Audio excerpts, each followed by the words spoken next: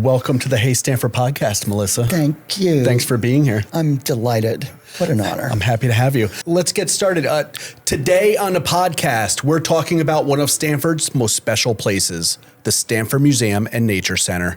This 118-acre nonprofit brings together art, history, and nature with museum galleries, a working farm, miles of scenic trails, hands-on educational programs, and the brand new Planetarium and Observatory. Joining us today is Melissa Mulrooney, CEO of Stamford Museum and Nature Center, whose leadership over the last 20 years has helped shape its growth and impact across the community. Please welcome Melissa Mulrooney. Delighted to be here, PJ. Welcome to the Hey Stanford podcast. Happy to be here. And we were just joking, but this is your first podcast. This is my first podcast. What the heck? It took me almost 21 years. I've done a lot of media in my career, but not a podcast. Well, we'll be gentle on you. Thank you.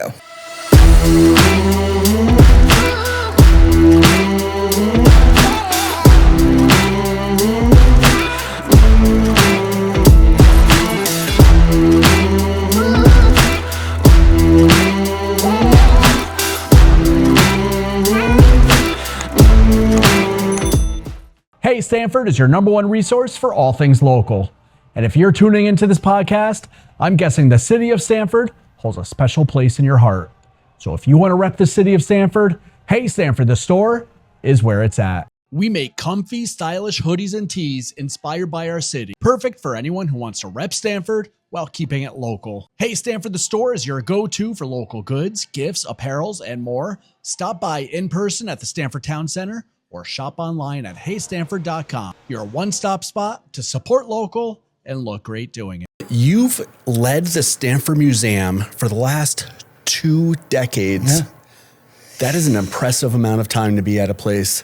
You know, I've tended to have fairly long runs in different organizations. It was interesting when I interviewed for the job and got the job in the summer of 2005. Started in September, and I was fascinated with the complex and the complexity of the mission. It didn't make a lot of sense to me in some ways. You've got a big old mansion that has a museum in it, adaptive reuse. I got that.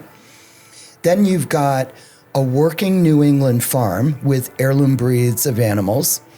That was utter charm.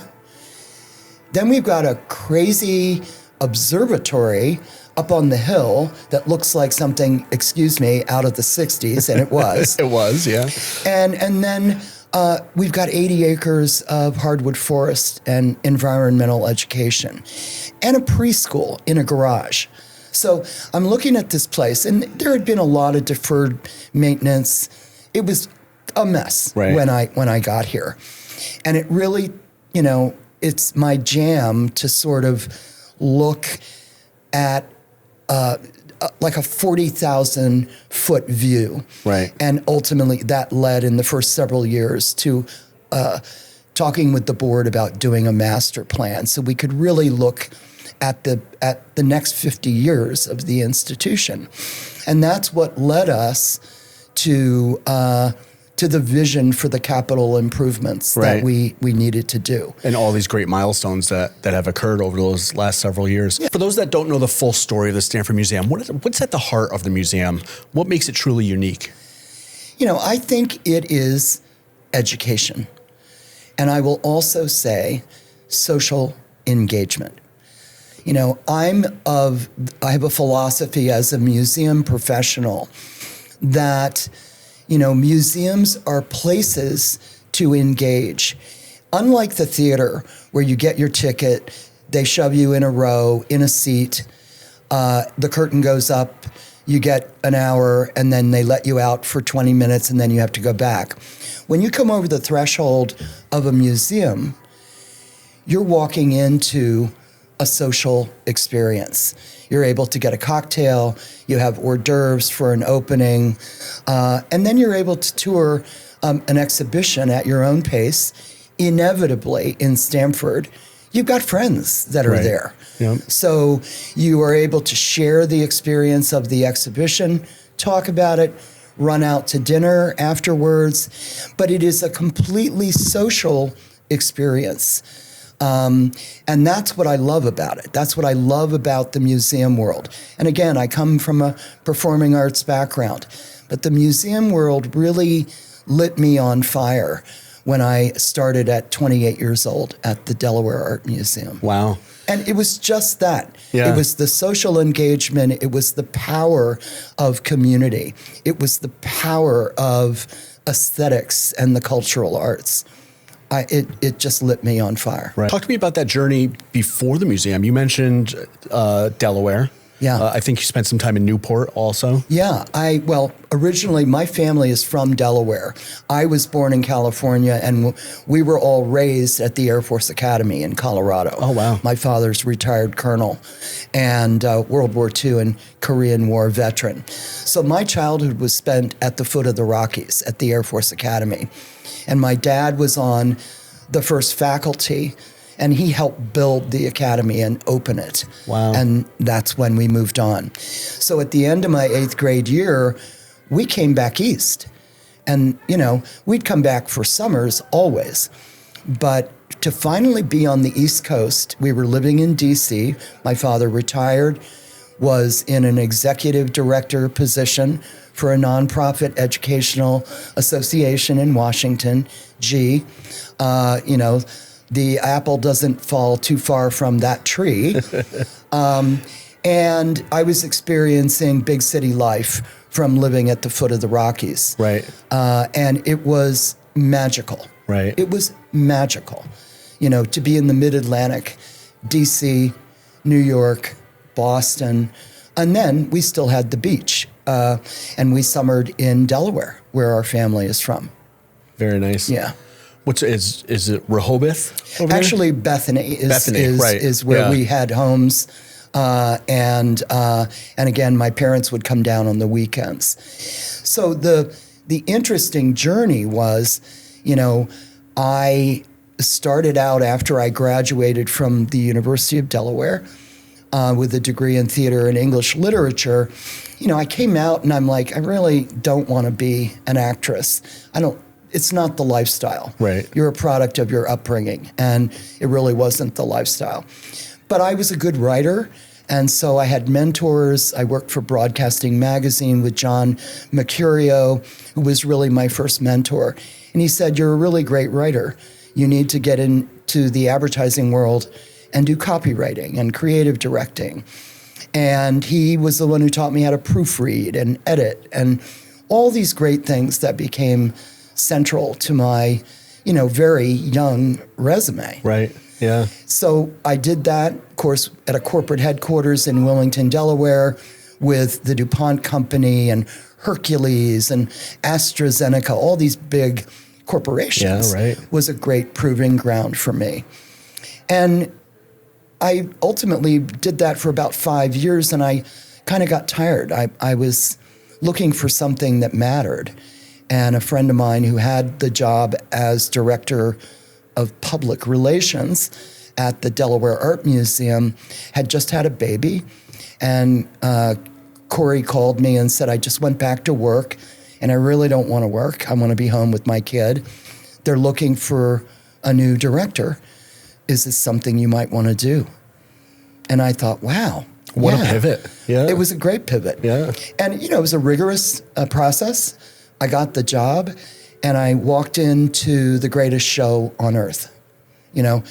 Museums with retail operations, educational programs, the Delaware Art Museum, profound American art collections and illustration, publishing, traveling exhibitions, major fundraisers. Right. A Beaux-Arts ball is our big fundraiser, a costume ball. Right. I walked into this and thought, this is the best theater in town. And I loved it, So it went from there. Right. 11 years in Delaware. And then I was director of marketing, communications, and media. I really wanted to be the I wanted a larger leadership role that just was only happening if I took off and took another job. Right. Yep. And the Hall of Fame. The Tennis Hall of Fame in Newport. A great board leader reached out to me and said, do you know a curator who might want to take a job at a tennis museum? And I said, I don't know any. I know a lot of curators. And then I thought about it, and I said, tell me more. And I said, I'm not a curator. I'm a director, of a department. And she said, well, we'll just change the title. So I was the first professional museum director. Wow. At the International Tennis Hall of Fame. Was tennis in your background? It was, just by virtue. My parents were really good club players. We all were sort of natural athletes. I had two brothers, Skip and Sean. We all were track stars and lacrosse, and I played field hockey, basketball, all of that. And I started tennis in my 20s. And when I got the opportunity, I didn't know the first thing about Newport. And when I got the opportunity at this job, it was a turning point. I love Newport. Yeah. It's beautiful there. We love to go there. Actually, I proposed to my wife there. Where? The Castle Hill Inn. Oh my God. Which just had a big fire, I actually. know. I just saw that. That was being opened when I was leaving Newport in 1999. Wow. I was leaving Newport and moving into New York. Yep. And Castle Hill had just been renovated, and it's an extraordinary it really place. is. It really is. Good for you. Now, I saw a picture when I was doing some research here. I saw a picture of you and George Bush. Yes. Well, interesting. I walk into the Hall of Fame, and we do enshrinement. So the most brilliant thing about being there when I was is I was going to be able to induct my entire group of top players from my generation. Wow. And the first started in October of 94. By June of 95, Chris Everett was our inductee. Amazing. And Chris invited the former president, who was a great friend and tennis player, partner of hers, to speak for her. And I got to meet him, and of course, spending time with Chris and Andy Mills, her husband, and at that time. But to meet George H.W. Bush was really phenomenal. Right. What a gentleman. Yeah. Really? What a gentleman. So from the tennis museum, you ended up in this area. Yeah. I spent 6.5 years doing a multi-million-dollar renovation and creating world-class Hall of Fame. Inducted Chris, Jimmy Connors, Johnny McEnroe, Martina Navratilova, Rosie Casals. I mean, these are all the legends. These are, but they're all my generation, so it was really cool. And I finished the museum, again, multi-million-dollar renovation, phased over 6.5 years. And I wanted to get back into a big city. So New York was where I wanted to be. And I knew New York quite well. Yep. And so was able to translate that into work I did a foundation gig for 2 years with Chess in the Schools. It was a great program, but I'm a site executive. Right. I need to be on a campus. Yep. I don't want to be a foundation in an office. I need to have a site. Right. And so then I got to work with the Museum of Arts and Design as they were developing their campaign and moving to Columbus Circle. And I was teaching at NYU. So it was exciting. It was fun. It was different. And I got called out of New York on a crisis management piece at the Delaware Art Museum. They had a stalled capital program, stalled capital campaign, and a building that was unfinished. So I bounced into Delaware, into Wilmington, finished that project, handed it over to a new executive director, and said, back to New York. And I was immediately headhunted for this job in Stamford at the Stamford Museum and Nature Center. And I'm like, where is Stamford? I used to drive by that all the time from Newport to New York. Yep. And the But rest really, is history. weren't very familiar with Stanford. Never popped in, or No. I mean, seriously, until I came up for the interviews for the role, I had never been in Stanford other than to drive by and wave. And again, Stanford was in its own sort of rebirth. With the downtown special services district and Sandy and the whole Lynn Colatrella, that whole team that was bringing Stanford back. I was walking into the Stamford Museum and Nature Center, which was in rough shape.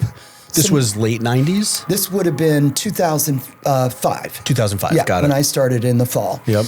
And, it was an organization that needed attention.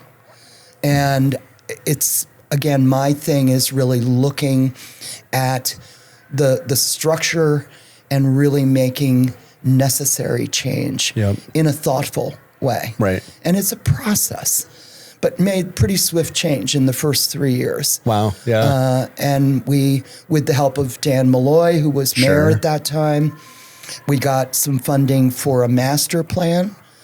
And I really needed the board to look at a 40,000 square foot view to look at what made sense for the additions to our campus, things that we needed to, kind of get rid of. Yep. And most of that was around programming and things that just weren't central to who we were. But the two big visions was we needed more program space, and that's what we got with the Knobloch family farmhouse, and then a vision to finally bring a world-class, planetarium and astronomy together. Yep. We had an old planetarium in the mansion, which was the thing I couldn't reconcile when I got here. We have a big observatory up on the hill, and we've got this crazy little room in the mansion with the dome in it. I need to put those together. So that's it's funny you say that, because I went to, I don't want to call it a demolition party, but when when we demoed the old observatory in and 2002. I had vague memories of being, because obviously I went to the museum a lot growing up, and I remember being in a planetarium, but I also remember being in the mansion, and I couldn't quite put the full memories together. But that's it. Yeah. That was the real dysfunction. And so we knew in the master vision that we had to marry the two. Right. We had the opportunity to do observatory viewing. There's light pollution in Stanford. There's light pollution virtually everywhere, unless you're out in Magdalena, New Mexico. But we knew that we could build a better facility and bring hard science back and really have that resonate in our mission for the first time in pretty much 20 years. Wow. Yeah. And that's what we've just done. So that's the 2010 master plan that you spearheaded with the team. And that really brought along the Knobloch farmhouse. Yes. Let's talk about that a little bit, because that's such a great addition to the museum. And we were talking about it before, but just the way it's situated on the property and the look and feel of it, it's just such a special place there. Well, and that's the thing, when you're going to add to a campus that is so, it's got a lot of different architectural styles and spots of landing. The meadow was an old tennis court when we bought the property from the Bendel family in 1955. And we had 30 acres of property. We now have 118. So we've been donated parcels as we've gone forward. So we have this great, responsibility with a signature mission of certainly environmental education. And when we moved onto the property in 1955, we adaptively reused the mansion and created the museum. That was really a great signature for us.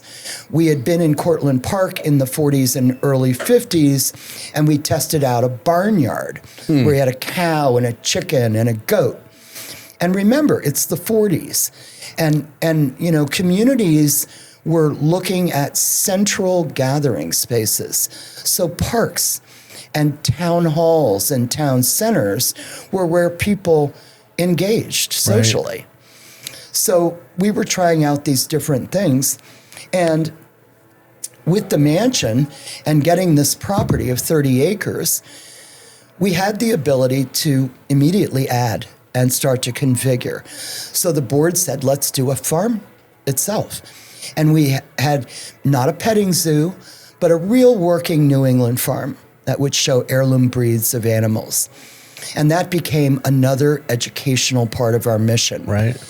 When we landed on the property in 1955 and were incorporated, we were incorporated as not just the Stamford Museum, but now the Stamford Museum and Nature Center. Right. Because we had the property, we had the farm, and then in the early 60s, we added the observatory. And we had a little planetarium in the mansion. So there are your missions, working New England farm, environmental education, obviously fine art, popular culture with our collections that were built by the community, and then hard science. Right. Amazing.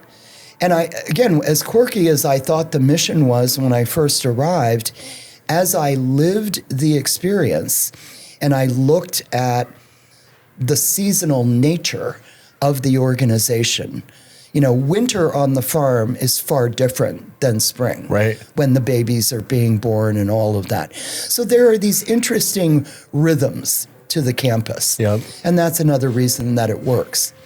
So again, the master plan, 2010, presented to the community in the city, brilliant.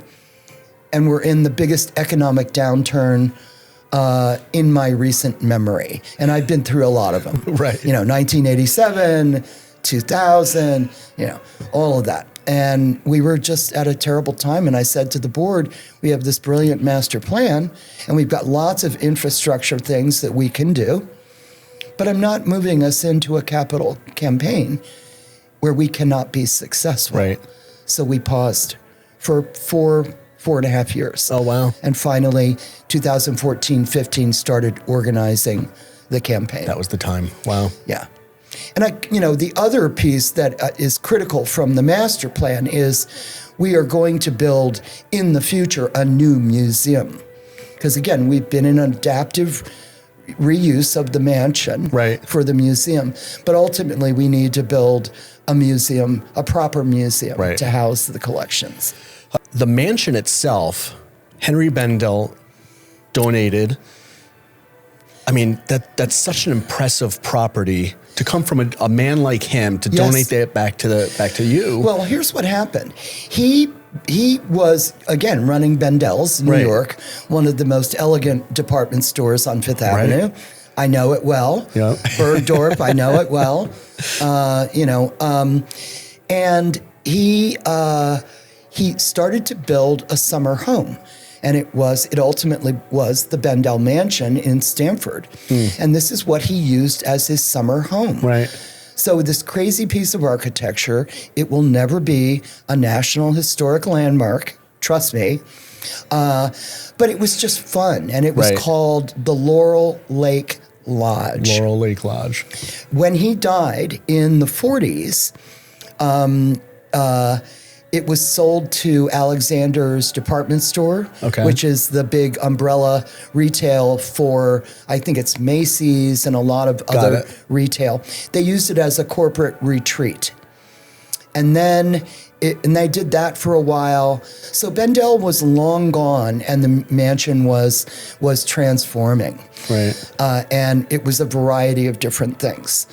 And when we were in Cortlandt Park and the board found out that I-95 with the great Robert Moses was being planned and the one leg of it was going to run through Cortlandt Park, the board said we can no longer kind of be a vagabond here. Right. We need a permanent space. Yep.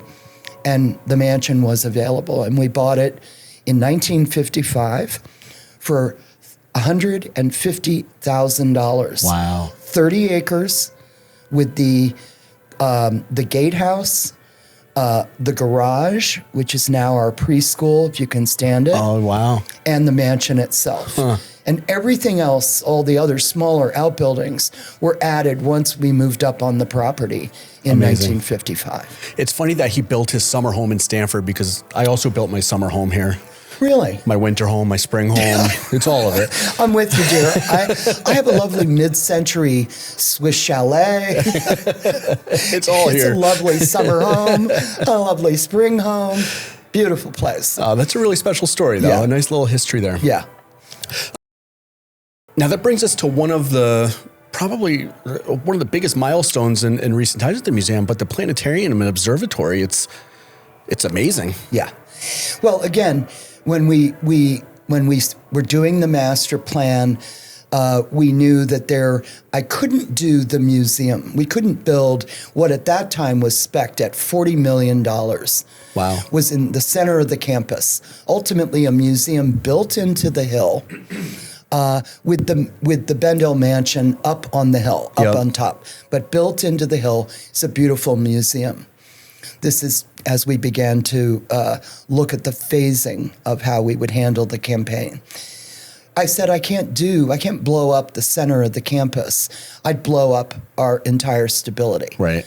I said, we've got to start on the north area where that we can actually work. So we knew we needed program space, again, the farmhouse concept. Beautiful space to do programming in, to do camps in, to do all of our school groups. We're serving, close to 40,000 kids a year with visits and immersions on the campus. And I needed a beautiful program space and also a place where we could do our own events. Yep. And that's how that evolved. That was basically a $5 million project. Wow.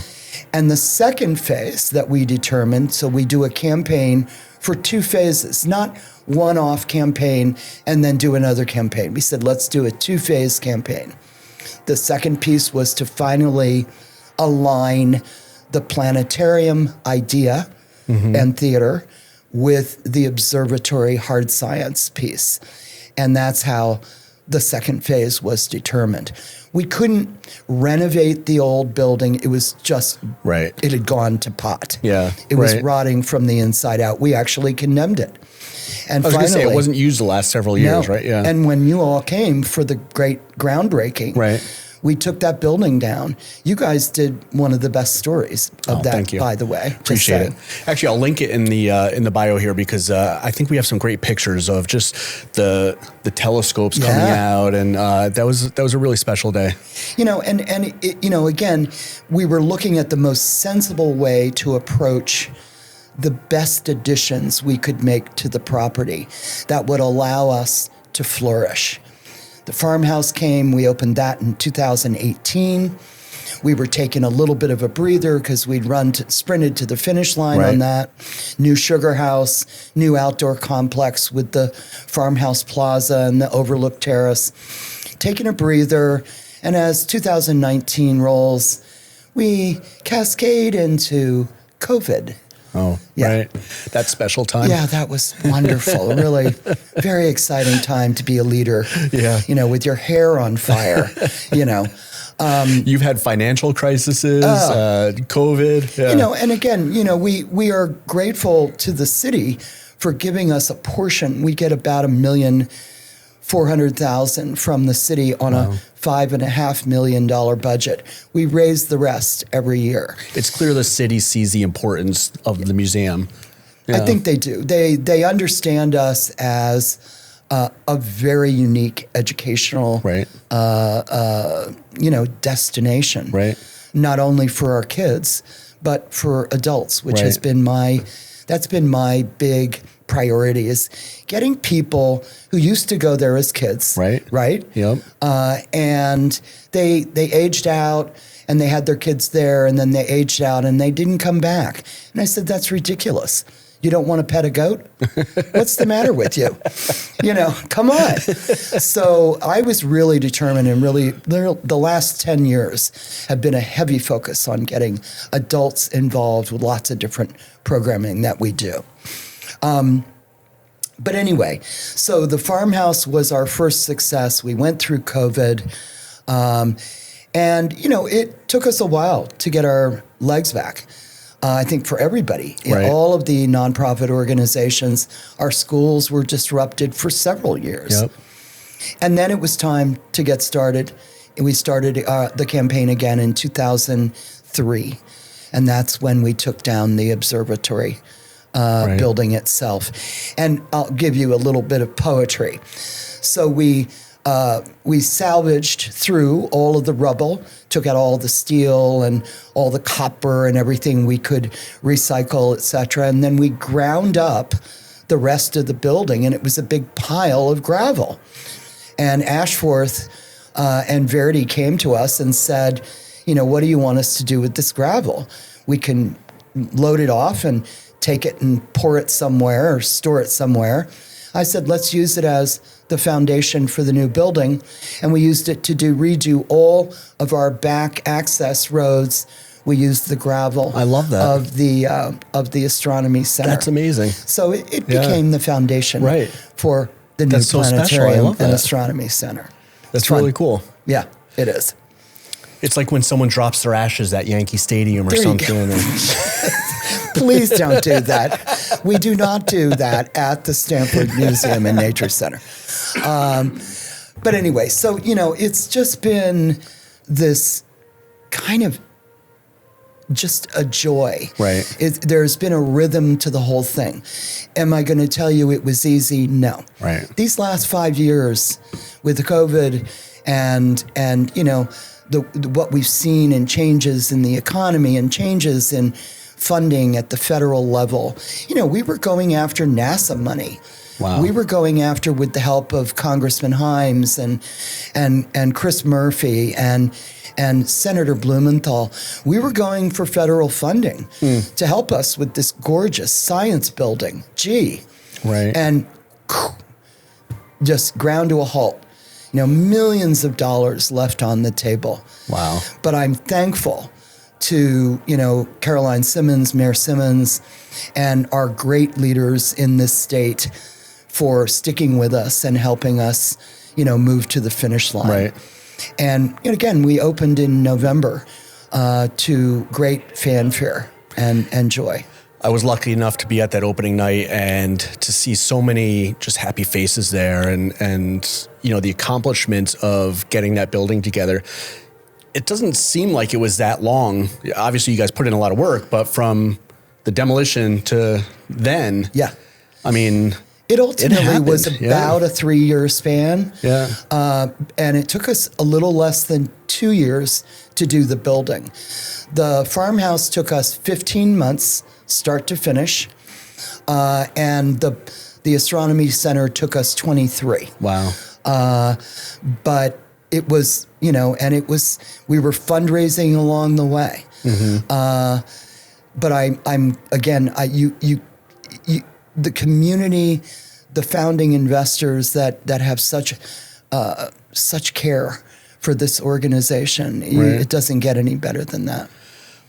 Talk to me about some of the programming that'll be happening at the planetarium. Yeah, well, everything for the Astronomy Center is online. So I have an incredible team. I want to just shout out Charlie Etter, who's my director of astronomy. I stole him from the Vanderbilt Museum in Long Island. Thank you very much. And then he hired Craig Jones and Kylie Bishop. We just have a 3-person astronomy team. They're incredible. So we're doing original programming called Stamford Skies. These guys are not only expert in physics and astronomy and science, they also can produce. So they understand the technology and the equipment. So we're doing a lot of that kind of programming where we've devoted mornings to school kids and afternoons to the general public. We're open 6 days a week, closed on Mondays. And we do evening programming. We're doing Friday and Saturday night programming, and more will be populated as we go through in the afternoons. But we're doing laser shows. So we've got Pink Floyd. We're doing Taylor Swift. There are lots of really interesting programs that are already produced. That's really fun. Growing up, you always heard about the Pink Floyd shows at planetariums, and I love that there's a Taylor Swift one also. Well, and I didn't experience that. Yeah. I mean, I grew up with an observatory at the Air Force Academy in Colorado, lived in Manhattan and lived around the corner from the Hayden and the Rose Center, was there for that renovation. And I'm a classic, I love to go in and look at the night sky. Right. I want to get close up to the planets. And these are journeys that we have interactive programming with the audience, where Charlie and Craig and Kylie will literally say, "Where do you want to go?" And people will yell, "Jupiter." And, and all of a sudden we're zooming in literally to the planet Jupiter. Right. And they're asking all kinds of questions. What temperature is it? What's it next to? Right. We're looking at constellations. So it's really fun.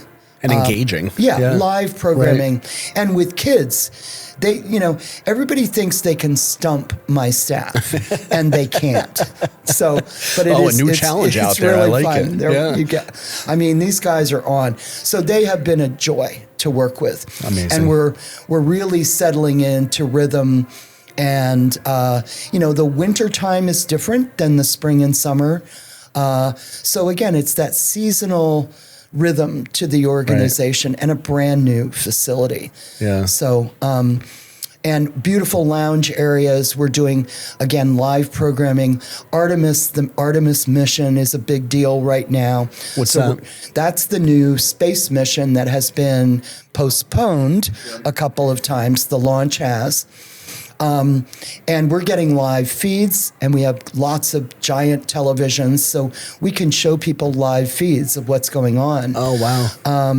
At the opening, we had live feeds of the Apollo mission that Ron Howard made the film about. Right. Apollo 13.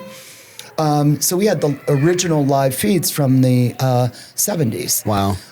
So we have technology in that building that is a constant joy. Right. And a menu of opportunities that I think is just going to continue to evolve. Amazing. It's really special to think about how it just started as a few goats on Cortland Ave to a true STEM educational kind of facility in Stamford. Well, again, the ideas were all there. Yeah. It has just taken us a long time. Right. And I'm talking about even previous administrations to my own, landing in that property, living in that property, and really developing it in a way that it is useful and dynamic. I had the privilege of, being the one to say, let's really do a capital program. Right. And have a board that said, it's time. And it takes a great board of directors to greenlight the kind of mission and capability that we enacted with the raising ultimately with escalation. And this was a big blow. When we came back after COVID, our project was no longer a $10 or $11 million building. It was a $16.5 million building. Yeah. Way different than where we had started. Right. Yeah. So it takes some guts. It just takes guts to do it. Yeah. And it takes great partners and it great really friends. does. You've had a great board involvement. You mentioned them a little bit, but like Harry Day over the last few years, last year's Citizen of the Year, the Fidelli family has been greatly involved. Like you've had a lot of great people that are very passionate about Stamford, but also the Stamford Museum and Nature Center. Well, and I think that's another thing that has just been part of the bedrock of the organization. It's Mike and Bill Burkhoff. It's the Mike and Carol Fidelli. It's Harry Day. It's Doug York, who is our current president. Dan Schwartz, a leading lawyer in Stamford. Mary Fidelli, serving on the board of representatives for so long and has been a great close friend of mine. When you get leadership that is really passionate and is not afraid to do something different. I mean, there were a few times where I was stumbling around in the dark, but for the most part, we just powered on. Right. And I really wanted the great families of Stamford to be involved in this project. Yep. And they were the heart and soul of the organization all along. They just came alive for this big capital project. Special. Yeah. Now, I'm kind of burying the lead here, but after 20 years leading the Stamford Museum and Nature Center, you just recently announced your retirement. I did. Listen, it's a lot. Yeah. I've been doing nonprofit executive leadership for 43 years. Wow. And 55 years in my full career. I needed to finish this job. I needed to take a bow. And we are going to find another great leader. Listen, it'll be almost 21 years when I retire at the end of March. Wow. And we're doing a great search with great company and great board leadership again. Yep. I'm involved. We're going to find the next leader to hand this off to. And I will take a deep bow. And I'm still going to be around. I'm not moving to Boca Raton. This isn't farewell. I'm just going to hang out and be a guest. There you go. And get to do a bunch of stuff with you. There you go. Get Perfect. to do other stuff that I haven't been able to do. Let's sharpen that pencil again. You could start writing for us now. Oh, my God. Oh, my God. I really just want to take a break. Right. Do some traveling with friends and get back down to see family and not worry about getting back for an executive committee meeting or a board meeting. Right. Get to make an appointment and not have to put off appointments based on my calendar. Yep. Call and get a hair appointment and they say, how about 9:30? I'll say, I'll be there. It's going to be fun. Right. Yep. And I want to just take in Stamford and continue to enjoy it as a former community leader, right, and someone who's passionate about everything we do here. Right. And I love what you do, PJ. I'm Thank so you. grateful. I really appreciate that. Yeah. And I got to thank you because I have so many great memories at the Stamford Museum. Field trips in elementary school. I got bit by a duck there one time. There you go. I was told not to feed it. I did anyway. That's I got right. bit. It's a rite of passage. It is. Taking my kids there now when they were younger, different events there, and going there with my parents, and now taking my nieces and nephews there. Yeah. Just so many great memories there, and just seeing it progress year over year over year. It's been really special. So thank you to you and the team for that. You bet. Listen, this is what this organization really is defined by. Yeah. The generations. Yeah. Our campaign is a generations campaign. We want the philanthropy to keep flowing. We want to keep giving people incredible memories. And I want every age group there. I will be 71, and I will be going for every crazy outing that I can possibly do. There's beer tastings there. There's wine tasting. You don't just got to go pet the goats and pigs. That's it. Yeah. You know. But again, that really is the heart and soul of the organization. Yeah. Melissa, thank you for joining us on the Hey Stanford podcast. Congratulations on your retirement, and we can't wait to see all the great things that are coming to the Stanford Museum and Nature Center. Thanks for being here. You bet. My pleasure. Thank you.